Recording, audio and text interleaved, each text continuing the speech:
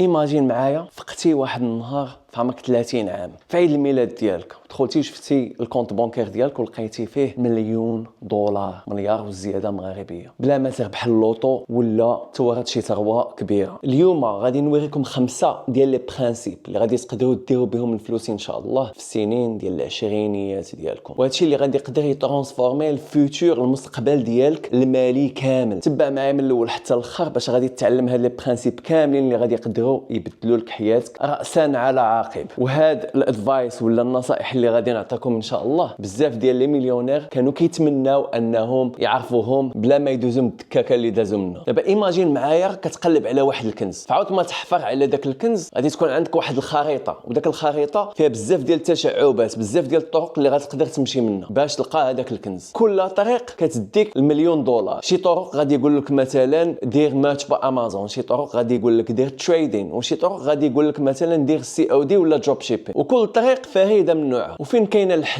الحلاوه كاينه في داك لا جورني اللي كدوز منها في كل طريق، كتحاول تكتشف شنو هي الطريق اللي غادي تصلح لك نتايا كشخص، وداك الشيء كيختلف بطبيعه الحال من شخص لاخر. دابا خلينا نكونوا واقعيين مع بعضياتنا، ماشي الطرق كاملين غادي يديروا لك الفلوس، وماشي الطرق كاملين غادي يديروا لك الفلوس بنفس الوتيره، ولكن اهم حاجه هي كل مره كتجرب، كل مره كتعلم حاجه جديده، بحال كتجمع داك الادوات اللي غادي يساعدوك باش تلقى الكنز هذاك اللي هضرنا عليه قبيلات. كل مهاره كتكتسب بحال اللي كتبريباريك لذاك الوقت فين غادي تبان واحد لوبورتونيتي وكيفاش غادي تستغلها مزيان. لين فريد بديتي سي او دي ولا دروب شيبين والقضيه ما صدقاتش ليك، هادشي ما كيعنيش ان داك الدومين ما خدامش، هادشي كيعني انك انت جربتي وتيستيتي وداك الشيء ما صدق ليكش. ماشي لا بدا كلشي غادي يصدق ليك، انت كتيستي وكتشوف شنو اللي غادي يصدق ليك، ولكن اهم حاجه تعلمتي بزاف ديال الحوايج في داك الطريق، في داك لا جورني هذيك. مثلا تعلمتي الماركتين، تعلمتي الكاستمر سيرفيس، تعلمتي كيفاش دير الادز، تعلمتي بزاف ديال الحوايج، وداك المهارات اللي تعلمتي غادي يساعدوك باش انك تمشي بعيد في الطريق ديالك الطويله، المشوار ديالك ديال التجاره الالكترونيه، الانتربرينورشيب، الخدمه عند راسك. وهذا الشيء هذا كامل اللي كنهضروا عليه. شنو هو اهم درس في هذا الشيء هذا كامل؟ هو ما تازيتاش انك تتعلم مهارات جديده باش تخدم عند راسك باش دير الفلوس، لان ما غاديش تعرف شنو اللي غادي يستقليك. وما تخافش من الفشل، لان الفشل غادي يزيد يعلمك. الفشل لا بد باش انك تنجح، هادشي راه دائما كنقولوا. وكل مليونير باش كيبدا بداك التجربه ديال حاجه جديده وشي حاجه من دوك الحوايج اللي جرب غادي تقدر تستقليه. انت خاصك تلقى داكشي اللي غادي يستقليك اخاي. دابا كنا كنهضروا على البلان ديال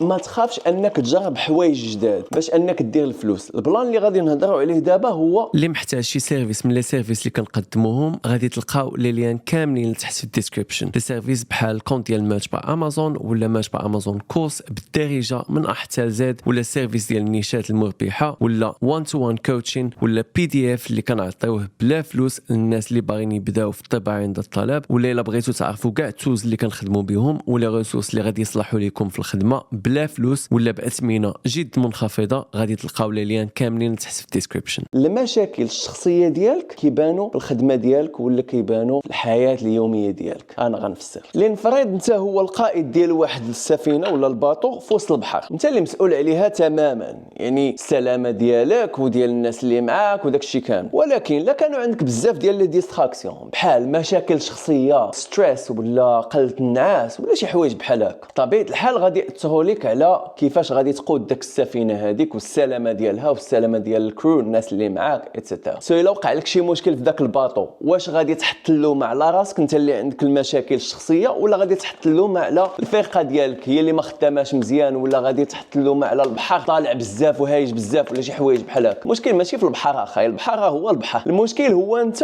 واقعين لك شي حوايج في حياتك ولا درتي دي ديسيزيون، شي اختيارات في الحياه ديالك اللي جعلوك ما تبقاش متحكم مزيان في السفينه. نعطيو نفس الاكزامبل في البيزنس. الا وقعت لك شي حاجه في البيزنس ديالك، واش غادي تلوم الكونكورونس المنافسه، ولا غادي تلوم ليكونومي، ولا غادي تلوم شي حوايج اللي اكسترنال يعني اللي خارجين على الاراده ديالك ولا على الكونترول ديالك، ولا غادي تلوم راسك؟ خاصك تلوم راسك اصديقي، لان يقدروا يكونوا واقعين لك شي حوايج في حياتك ولا انت تكون ما اكيبيش، مازال ما واجدش باش انك تخدم في داك الدومين هذاك ولا شي حاجه بحال هكا. فشوف راسك في المرايه مزيان وعرف شنو هما الحوايج اللي خاصك تبدل واللي خاصك تاناليزي مزيان مزيان باش تحكم في الوضع ان شاء الله وتزيد مزيان لقدام وتحل المشاكل اللي عندك. انا نعطيك واحد ليكزامبل ديال واحد السيده سميتها اميلي. هاد اميلي يا سيدي عندها واحد الكافي، هذيك الكافي نورمالمون كتكون خدامه مزيان دائما عامره بالناس كلشي هو هذا. واحد الايامات بقاو كينقصوا لي كليون، جات اميلي ولات كتلوم الكونكورونس، دي كافي واحد اخرين بداو تيبانوا حداها والتكاليف ديالها، ولكن المشكل كامل فين كاين؟ التركيز ديالها بدا كينقص لانها كانت كدوز من واحد المرحله عصيبه، دايزه من واحد المرحله ديال الطلاق، وهذا الشيء اللي اثر بزاف على الطريقه ديال التعامل ديالها مع لي كليون ديالها، مع الناس اللي خدامين معاها، وداك الشيء كان باين. وملي اميلي عرفات المشكله ديالها ان ماشي خارجيه ولكن داخليه، بدات كتصلح المشكله ديالها، البيزنس ديالها عاوتاني ولا كيزدهر. المغزى من هذا الشيء شنو هو ان دابا انت كتظن بان المشكله اللي انت طايح فيها خارجيه، ولكن المشكله داخليه جايه من عندك، نابعه من عندك. فخصك تشوف راسك في المرايه مزيان وتعرف فين كاين المشكل وتصلحو. ثق بيا بلي داك المشاكل اللي كدوز منهم غادي يتصلحوا حتى هما، اما الحياه ديالك العاديه الشخصيه مع الناس، علاقات ديالك، ولا الحياه ديالك العمليه والماديه اتسيتيرا. لا ليسون الثالثه اللي غادي نعطيكم هي خصك تانفيستي في راسك وفي المهارات ديالك. اسمع لهذه مزيان. افترض معايا راك غادي في الطريق ولكن وصلتي لواحد المفترق ديال الطرق. الطريق الاولى فيها مناظر خلابه،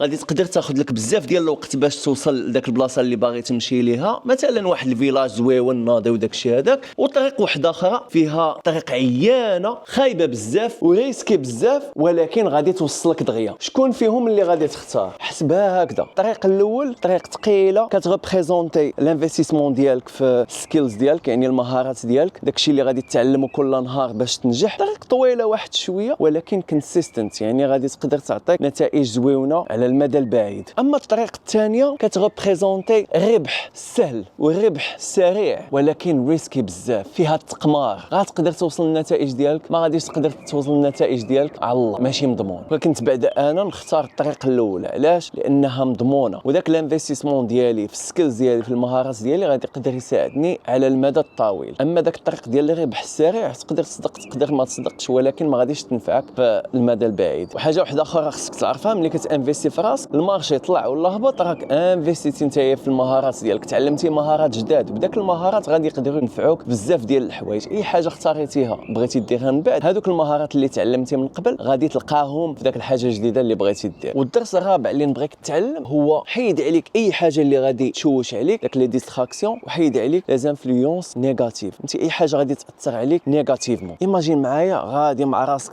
في واحد الباطو في اتجاه واحد الجزيره مثلا، هذاك هو الهدف ديالك. ايماجين معايا داك لي ديستراكسيون هما بحال شي حجر ثقال فوق من الباطو ديالك في الداخلاني ديالو، وكل حجره كتهزها وكتلوحها كتجعل الباطو ديالك يخفاف وكيجعلك توصل دغيا للهدف ديالك. داك الحجر هما داك لي ديستراكسيون اللي كيجيو حداك دائما، بحال داك سكرولين في السوشيال ميديا، الصحاب اللي ما مزيانينش، ولا العادات الخايبه بحال بروكراستينيشن ولا التسويف، المماطله. هذا ماشي شي حوايج اللي كيطلعوا الدم ولا كيمرضوك، هادو حوايج اللي فريمون كيوقفوا قدام تحقيق الاهداف ديالك، كيعطلوا البروغري ديالك. اخاي بغي يحسب معايا شحال ديال الوقت كتضيع في الفراجه في السوشيال ميديا بدون اي جدوى، سكرول سكرول سكرول، ساعات دازت وانتيا ما حققتي حتى شي حاجه في حياتك. هذه المساله خصك تكونتروليها مزيان، وركز على لي زاكتيفيتي، الحوايج اللي غادي يجعلوك تزيد لقدام باش توصل للهدف ديالك، ماشي تبقى تضيع الوقت في الخوا الخاوي. الحوايج اللي نبغيك تانفيستي فيهم الوقت ديالك هي حوايج بحال القراءه ديال الكتب اللي غادي ينفعوك بزاف، ولا الخدمه في شي بروجي اللي غادي يعود عليك بالنفع، بحال ماتش با امازون، اتسي، كي دي بي، افيلي ماركتين، هادشي هذا كامل. تعلم شي حاجه اللي غادي ترجع لك الفلوس، ماشي غتضيع لك الفلوس. واحد الحاجه اللي مهمه بزاف هي عرف مع من كتصاحب صاحبي. كتقول لك واحد المقوله، انت المتوسط ديال 5 ديال الناس، 5 ديال صحابك اللي كتمشى معاهم. الا كانوا صحابك مزيانين راك المتوسط ديال داك الصحاب المزيانين وراك حتى نتايا مزيان، ولا الصحاب ديالك عيانين راك المتوسط ديال داك الصحاب العيانين. فعرف مع من تصاحب اخاي. واش غتمشي مع الناس اللي بوزيتيف ولا نيجاتيف؟ غتمشي مع الناس اللي غادي يساعدوك وتزيد لقدام، ولا غتمشي مع الناس اللي غادي يرجعوك للور؟ وما عليك غير تشوف راسك في المرايه وشوف الطريقه ديال التفكير نتايا باش غادي تحكم واش داك الناس اللي انت كتمشي معاهم مزيانين ليك ولا لا. دابا جي نهضروا على داك العاده الخايبه بزاف اللي سميتها البروكراستينيشن، اللي هي التسويف ولا المماطله. كاين اللي كتجي عاديه سهله ما فيهاش مشكل بزاف ياك، ولكن فعاود ما دير داك الحاجه اليوم كتبقى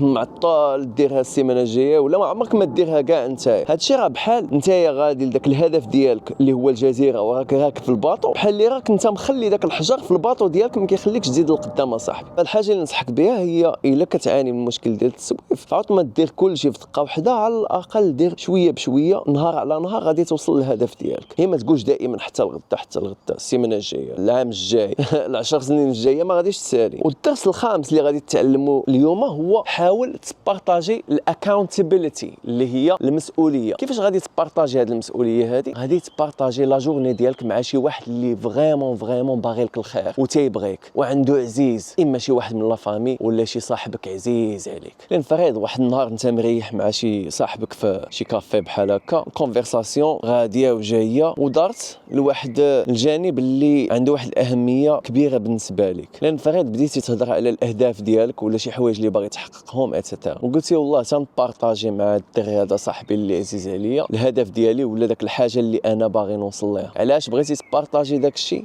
باش تحس بالاحساس ديال المسؤوليه، وهذيك المسؤوليه راه كتدفعك باش تحقق داك الهدف ديالك نورمالمون وناتوريل. مثلا بغيتي تبدا واحد البيزنس ديالك في واحد المجال وانت شحال هادي وانت باغي تبدا هذاك البيزنس، مازال ما جاش الوقت ديالو، دائما كتقول لا غد ليه بعد غدا الاثنين الجاي الشهر الجاي اتسيتيرا. هاد النوبه قلتي والو غادي نبدا هاد الشيء هذا وغادي نبارطاجي هاد الشيء مع الدري صاحبي. الا فات باش انك بارطاجيتي راه غادي يدفعك بزاف باش ما تخيبش صاحبك وما تخيبش راسك. وهذا الشيء راه بحال ملي كتكون صغير كدير شي حاجه اللي كتجعل الوالد ولا الوالده ديالك يحسوا بالفخر والاعتزاز من اتجاهك. مثلا جبتي نقطه واعره في القرايه ولا شي حاجه بحال هكا وكتجي للدار وكتوري الوالد ديالك ولا الوالده النتيجه وكيقول لك واو برافو عليك ولدي حنا فرحانين بك، وكيعطيوك شي جائزه ولا شي حاجه بحال هكا كتحس ملي كتواعد الصديق ديالك ولا شي واحد عزيز عليك بانك غادي تحقق واحد الحاجه وكتصدق محققها في الاخر.